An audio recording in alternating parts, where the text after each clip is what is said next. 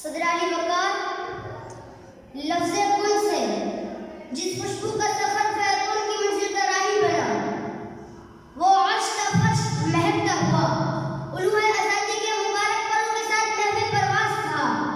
मगर उलूही पैगाम में इंसानी आमेज़िश से मोहब्बत, अमन और खुलूस से महकती ज़मीन को दहशत, हवस और लालच जैसी बलाओं से आफूज़दा करके जरा सा बना डाला कि सदरानी वकार मौजूद ने लिखा और हमने देखा कि इस्तिबदाद दौरान पर गिरी जारी करने की रिवायत आज से नहीं बल्कि रोज़े अव्वल से जारी है।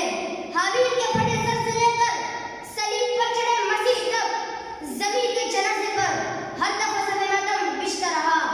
पैगंबर हुजूर के सरे बाजार खरीद और फरोख्त से लेकर घरानों के जलते जिस्म तक ज़मीन पे कत्तोहार आम होता रहा कि सुकरात के लबों से जहर का प्याला मस होने से लेकर रहमत दो आलम के मुक़द्दस लहू से भरे नाले तक जुल्म और बरीयत की रमज़ होती।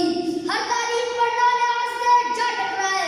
क्या ये वकार सच तो ये है कि आज इन्हीं हाथों ने ज़मीन को जनाज़ा बना रखा है, कि आज इन्हीं हाथों ने शाम, बर्मा, फ़लस्तीन और कश्मीर में बदल रखा है। क्या ये वकार हम तो वो लोग हैं जिन्होंने ज़मीन के सीने पर नस्लों के बम दागे और इंसानियत की धज्जियां उड़ा डाली। क्या ये वकार हम तो वो लोग हैं जिन्होंने खुदा की खुशबू वाली ज़मीन को आलूगी के नासूर से बाश बना डाला। कई घड़े हैं जो कभी झील थे, जो कभी थर की छाती पे झूठ गए, कई सिंध थे, कई नील थे। ये किसने धरती का सब चेहरा मसख किया है? ये कौन सब्ज़े को लाल करने पे तुल गया है? खुदा पनाही की भीख मांगो, हमारे हाथों पे इस ज़मीन के हर एक मसीहा का खून लगा है।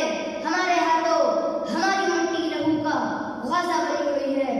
हमारे हाथों ज़मीन जनाज़ा बनी हुई है।